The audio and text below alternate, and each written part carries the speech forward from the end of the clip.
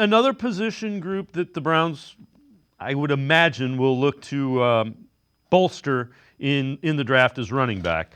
Field Yates, Mel Kiper Jr., what they have seen from Tennessee running back Dylan Sampson, this from ESPN's First Draft. He carried the ball 20 times or more in 8 games this year. He was a workhorse. He was up at 30 carries against Mississippi State. He had 22 touchdowns. Yeah, he was more of a receiving entity this year, slightly more 20 catches. To me, explosiveness, attitude, approach, contact, balance. He gets that spin move going. I mean, he's electrifying. He smells the goal line in short yardage. He was effective. I love Dylan Sampson. Yeah, he's 20 years of age, 5'10", 200-pounder. He broke Eddie Lacy's high school rushing record back in Louisiana, track star there as well. Smart kid. Like I said, incredible leader, character off the charts.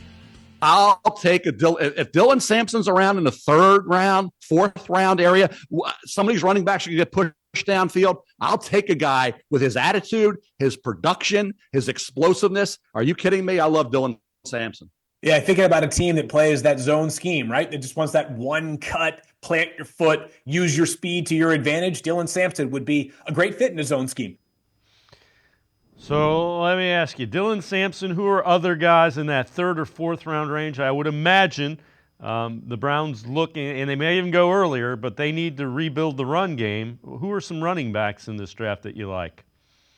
And it's a really good year to need a running back in that range, that day 2 or early day 3 range. And Sampson is Mel's there because he's good at his job.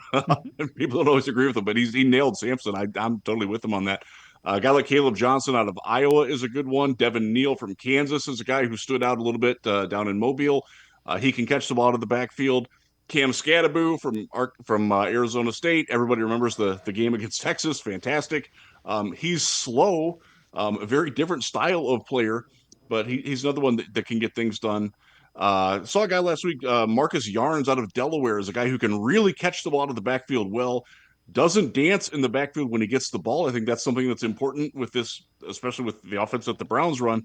You want a guy that's not going to, just sit there and shuffle his feet. You want him to go and attack where that hole should be. And he's a guy that does that.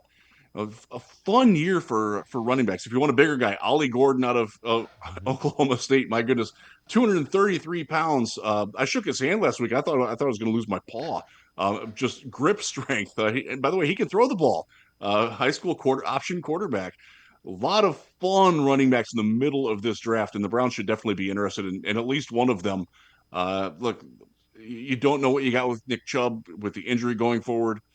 You don't have any difference makers right now. You need difference makers, period, all over the offense. If you can get one at running back, don't shy away from it. Look what it's done for Philadelphia getting Saquon. Look what it did for Baltimore getting Derrick Henry. Look what it did for Detroit getting Jahmyr Gibbs.